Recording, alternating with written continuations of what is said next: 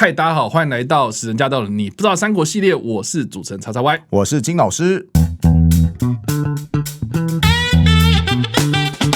好的，欢迎回到我们的节目。我们这一集要来聊聊的是《三国》这个电视剧的第52集。在这一集当中呢，我们看到的是孙权方他们为了要巩固所谓的孙刘联盟 ，AKA 要诱拐刘备所以就计划要将孙权的妹妹，也就是孙尚香、孙小妹要嫁给刚丧妻不久的刘备，来巩固他们之间的关系那我就还蛮想问，就是说，那刘备之前的那几位老婆呢？所以我们这一集的内容呢，就不妨花多一点时间来回顾一下刘备之前的罗曼史，还有刘备到底有哪些老婆们呢？好，首先我要告诉各位，刘备的老婆真的是不计其数，难以估计。OK， 我先跟你讲说，能够说刘备是百人斩是千人斩吗？不是这个意思，我待会慢慢解释。OK， 那要先说，如果你去看《三国志》的话，有一个部分叫做二主妃子传。什么叫二主妃子传？就是先主就是刘备，后主就是刘禅。那妃子就是指说刘备跟刘禅的老婆们，当然这边的老婆们要特别是指皇后，其他的后宫什么妾室之类的，通常就不在这个妃子传讨论的范围之内的。所以只讨论正事咯。对，没有错，没错。OK， 好，那注意二主妃子传的第一个讨论人是谁呢？叫做先主甘皇后，也就是甘氏。根据他的妃子传的描述是说，先主甘皇后沛人也，先主临豫州祝小沛纳以为妾。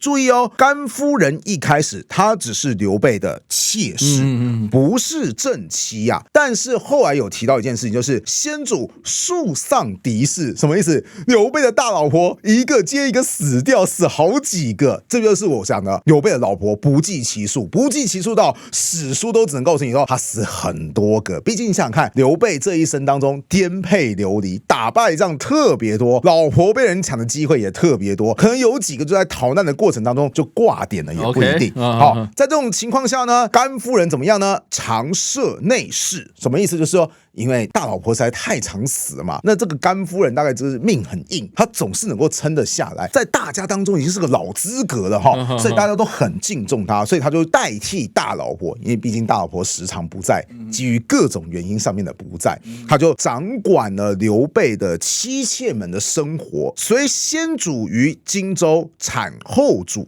这个很重要。为什么后来明明是妾室的甘夫人，却成为第一个被记录的甘皇后呢？因为后来她随着刘备到荆州之后，生下的一个人，谁？刘禅。那有一句话叫母以子贵嘛，你的孩子未来是第二代皇帝耶，你的身份也就特别不一样，所以她才会叫做甘皇后。那还是再说一次这个甘氏的命真的很硬，因为我们都知道，后来刘禅在荆州遇到人生大事，什么事情呢？就是所谓的长板桥之役当时甘夫人就在那个乱军当中，就抱着刘禅想说完蛋了，完蛋了，完蛋了，连老公都不见了，四处都是曹兵听说曹操又特别好人妻，目标其实是我吧，不是刘备这边又是开个玩笑话就在这个时候，我们的英雄出现了，谁呢？常山赵子龙他救走了甘夫人以及刘禅。这边就说命真的很硬嘛，因为很多人可能就死于一场战乱当中，反而是甘夫人保下了性命。最后怎么样呢？甘夫人就是大概在刘备平定荆南过后没过多久，他就过世了。死后呢，被追谥为皇司夫人，迁葬于蜀地。因为后来刘备的大本营就是蜀地嘛，就是今天四川这一带嘛。是逐渐刘备对他也是很重视的，特别把他死于荆州的情况下，后来把他迁葬到蜀地这边去。那这个大概就是甘夫人她一生当中的经历，她可以算是说在刘备的妻妾当中，从原本小妹的地位逐渐熬出头，后来母凭子贵，成为二主妃子传当中记录的第一号人物。请注意要成为刘备的老婆真的不是一件很容易的事情。我们要讲第二位刘备的老婆叫做糜夫人，这位也算是高知名度。为什么？因为《三国演义》就有特别提到这位糜夫人。我们先提历史上的糜夫人好了历史上的糜夫人会跟刘备结婚，完全是出于意外。我们前面讲过，刘备这一生颠沛流离嘛，他不是曾经获得徐州吗？获得没多久就立刻被人给背叛了。了，谁还有印象吗？吕布啊，没错哈，三国是这么写的：建安元年，吕布趁先主之出据袁术，袭下邳，掳先主妻子，就是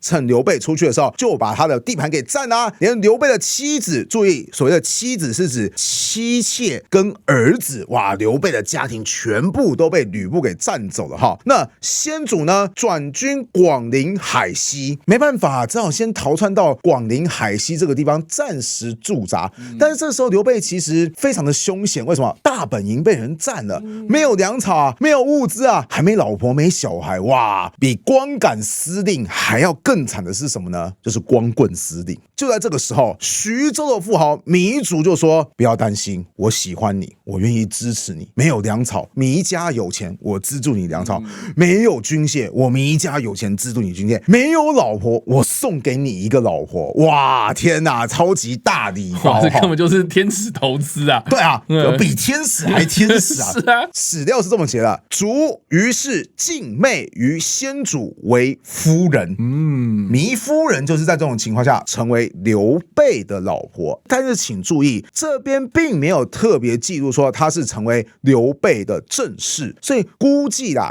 因为毕竟这个时候刘备的老婆也不一定有死掉。前面有提到嘛，是被吕布给那个擒获嘛，对不对？是。顺带一提啊，如果你是刘备的话，就算未来再见到自己的大老婆，大概也会觉得自己的头绿绿的。为什么？因为吕布这个人，我们以前说过，出了名爱睡部下的老婆。他其实比曹贼还要曹贼啊！连曹操都在笑他说：“你说你爱部下，你是爱部下的老婆吧？对不对？还说你爱什么部下，对不对？”不管怎么样，这个糜夫人的下场记录其实非常非常的少，因为接下来就没有他的直接记录了，顶多有一个旁敲侧击的资料，是什么资料呢？那就是刘备第二次占领徐州，然后又被打败了。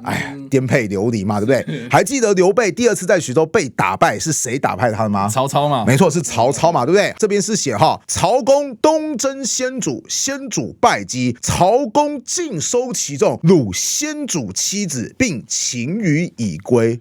听起来很不妙对。真正的曹贼来了！刘备的老婆，刘备的儿子。顺带一提啊，我刚刚不是有说过吗？就是刘备就是树上妻室嘛，对不对？其实你看到没有，这边又提到刘备的妻子，刘备是有很多个小孩哦，可是是直到后来刘禅才成为他的第一接班人。代表什么意思？刘备以前的小孩其实都过世了，不管是在战乱当中过世，还是什么早夭病亡，还是说什么被人跟俘虏之后和受惊过度死掉。总之，你就可以知道，要成为刘备的家人并不是一件很容易的事情。你的命要很硬，甘氏的命就很硬，刘禅的命就更硬，大概是遗传了他妈妈的基因吧。因为摔不坏嘛。对，为了你，我差点死了一个大将。有另外一个大将那个遇到危险了，好，再把阿斗给拿起来，我还要再摔一次。这个形象工程当然以上都是小说情节好，继续说回来，这一段有描述说刘备的妻妾又被曹操给俘虏了。那有没有可能这名当中就包含了糜夫人在呢？所以其实《三国演义》就特别编了一段，说这个时候被掳走的刘备夫人是谁？两位，甘夫人跟糜夫人。按照史料来看是符合的，是有机会的，因为甘夫人我就说过她命很硬嘛，对不对？所以大概她真的有被曹操俘虏过。那至于糜夫人呢？因为没有交代她到底什么时候过世，我们姑且当她就是在嫁给刘备之后一直都还活着，这个时候的确有可能就被曹操给俘虏了，但也没交代到底是不是她，对不对？所以后来小说还帮糜夫人独创的一个结局，什么结局？就是在当年当阳长坂坡的时候，抱着阿斗的反而不是他的生母甘夫人，而是谁？糜夫人。当时赵云找到糜夫人的时候，糜夫人已经身受重伤了。好，赵云就说：“赶快跟我走吧。”然后糜夫人那边拖拖拉拉说：“我受重伤了，我骑上马去的话怎么办啊？”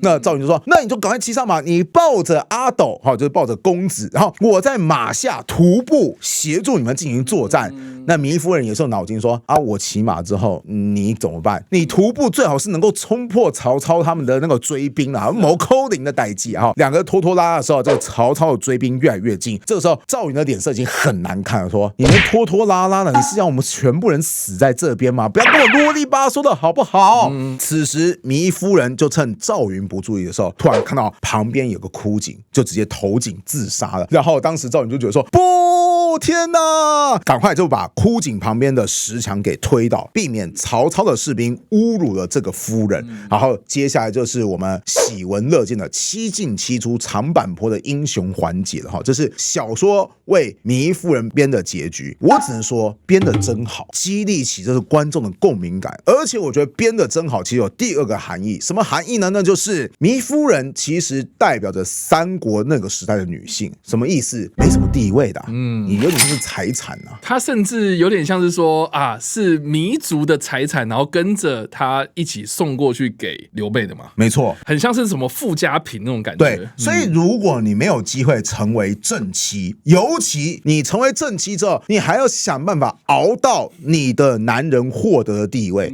像刘备他要不是后来成为所谓的蜀汉昭烈帝啊，你觉得干氏他能够获得记录吗？或者说干氏要不是你的儿子是刘禅，刘禅后来继承的地位，你能够成为所谓的干皇后吗？对不对？糜宜夫人就没这个幸运啊，他们可能没有生下孩子，或者是他孩子就早夭了。不管怎么样，她是连结局都不被史官记录下来的一个女人，就是那个时代女人的一个缩影，就是那是一个男女极度不平衡的时代。所以我为什么会说小说编得真好？因为它好歹为那个时代的女性编出了一个结局，对她们是有一定的重视程度的。这大概也就在小说的世界当中，因为小说不用受到正史很多的框架。你说陈某这个人有没有感情？陈某这个人写史料也一定是有感情的哈，他可能很崇拜某些人，但是他不能够违反历史事实，他不能说什么我真的好喜欢刘备啊，后来刘备打败曹操后一统江湖，那不可能的嘛，因为篡改历史。对对对，可是小说家可以，小说家可以在他能够设定的世界当中，赋予每一个角色他想要给的结局或是经历，所以我还是说一句话，虽然长大之后《三国演义》，因为毕竟我是历史系嘛，回看的时候会觉得说，哎呀，好多很想要吐槽的点啊，包括什么单挑几百回合之类的哈。但是如果不加上那么多的束缚去看它的话，它真的还是一个很棒的小说。那我前面不是提到过吗？刘备他树上妻妾嘛，对不对？为什么呢？因为他一天到晚妻妾就被人家给抓走。我个人有找到在《三国志》当中有提到刘备妻妾被人抓走的明确记录。第一则是什么呢？就是在《三国志》当中有提到，我们前面说过的哈，就是吕布趁虚袭下邳，下邳守将曹豹反，不迎先主妻子，先主转军海西，就是说吕布偷袭啊，吕布就把刘备的妻子给抓走了哈。那第二次提到刘备妻妾被人抓走的记录是《英雄记》这个补充史料说的，就是后来刘备驻扎在小沛这个地方，结果呢，吕布就去进攻了小沛，9月坠破沛城，被单身走，获其妻。什么意思？就是吕布攻打了沛城，刘备怎么样？他只能独自一个人逃跑，然后他的妻妾呢又被别人给抓走了。好，对，不知道是不是同一批哈？对，好，在第三次呢，就是我们刚刚也有提到的，曹公东征先主，先主败绩，曹公尽收其众，掳先主妻子。哎呀，第三次被抓到，如果又是同一批人的话，那大概刘备的老婆想说，这个医生真的太衰了。所以可以看得出来，就是你要当刘备的老婆哈，你真的要有足够的觉悟哈。那不只是刘备的老婆命很苦，你要当刘备的小孩也不是很容易的事情。除了刚刚提到说看史料，刘备其实很早就有小孩，但很多小孩应该就是在刘禅以前就已经过世了。那原因是不详啦，但有一则史料倒是有记载，身为刘备的小孩，你可能遇到什么事情？什么事情呢？就是我们很熟悉的当阳长坂坡战役。在当阳长坂坡战役当中呢，史料记载，急于当阳之长坂，先主弃妻子，就是哎呀，曹兵又追过来了，老婆小孩赶快丢掉，与诸葛亮、张飞、赵云等数十骑走。曹公大获其人众辎重。什么意思？就是说他就立刻把老婆小孩身家财产能丢的都丢了，但是人才倒是要保护。所以怎么样？诸葛亮啊、张飞啊、赵云啊，数十个人骑着马匹就走掉掉了哈。那些刘备的妻妾啊、孩子啊，后来发生什么样的状况呢？答案就是当时曹操很器重的一名将领，统帅虎豹骑的主将曹纯，追刘备长坂，取得2女之众，收其散卒。意思就是说，曹纯这个人，他就把刘备的2个女儿怎么样给俘虏了。当然，刘备的2个女儿后来下场是什么呢？其实也没有记载，但很高的几率怎么样？就是如果是曹操会说，哦，你获得刘备的女儿是不是？好啊，这个我要怎么奖赏你呢？这样子好了，那就把刘备的女儿当做战利品赏赐给你好了。这在古代也是蛮常看到的一件事情。所以刘备的女儿就这样子消失了，可能一辈子接下来就再也没看过自己的父亲了。所以还是那么一句话，跟刘备扯上关系的人你要是命不够硬你最好自己小心一点好，听我讲完刘备大致上的一些爱情罗曼史。我想问叉叉 Y， 你觉得刘备在感情世界当中，你对他的评价怎么样呢？这个很难评价。我觉得从历史的角度来看的话，当时刘备真的就很惨嘛，颠沛流离嘛。我们一直都在强调，他一开始的战绩没有说很好，到处吃败仗，到处逃，然后逃到哪里就靠谁这样子。所以其实当他的家人确实真的就像你说的很辛苦，没错啦。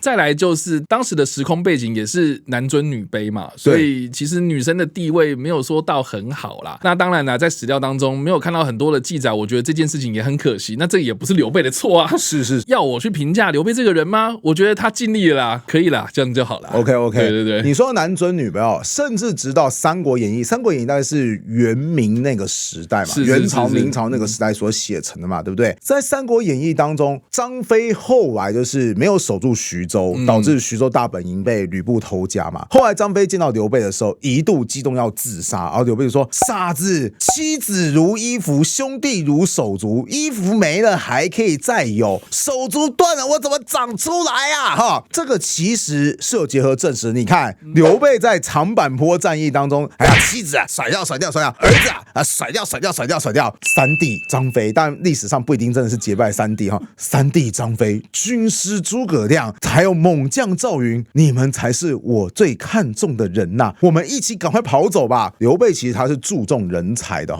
如同你所说，其实站在刘备的角度来看，就是他是要做大事业的人，人才跟老婆谁重要？人才重要。但是就说回来，就是你当他老婆，你真的会觉得说这个是心情真的是非常的复杂这边就要提到刘备的祖先，也就是开创汉朝的刘邦。刘备8成就是跟他祖先学的。刘邦有一次呢，就去偷袭了他的对手项羽的老家彭城，打下来之后呢，没想到项羽杀了一个回马枪，又再度击破了刘邦刘邦看是四处奔逃那项羽就开始一直追。那当时主要的交通工具是马车，当时帮刘邦驾马车人是他很信任一个部将，叫做夏侯婴。顺带一提，夏侯婴后来有一些比较有名的后代，你要不要猜看是谁？夏侯惇？没错，谣传夏侯惇、夏侯渊可能就是夏侯婴的后代。OK， 总之继续说夏侯婴就开始驾驶着那个马车嘛，载着那个刘邦绕跑嘛，对不对？绕跑到一半发现，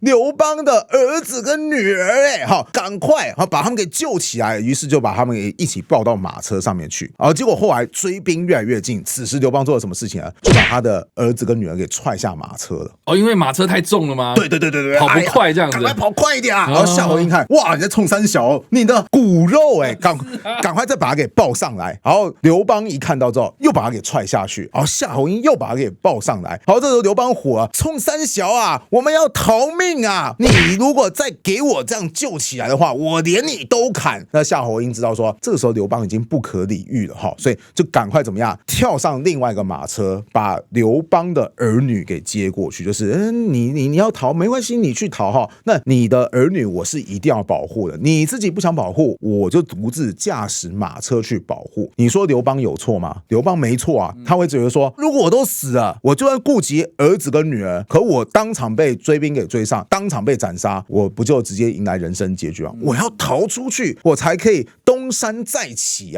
可是你就想想看，作为刘邦的子女，你想看你老爸第一次踹你，第二次踹你，还说你再敢上来啊，我就连这个救你们的夏侯叔叔都一起把他给杀掉。哇，这个心理阴影面积有多大？所以历史其实有的时候我们真的需要转换不同的视角，因为不同的视角的情况下，你有时候对同一个人就会有不同的看法。好，所以以上呢，这个就是有关于刘备的罗曼史的故事啦。不知道大家在听完我们的解说之后有什么样的想法呢？欢迎在留言区留言，我们来跟你做互动跟讨论哦。你不知道三国系列，我们下次再见，大家拜拜，拜拜。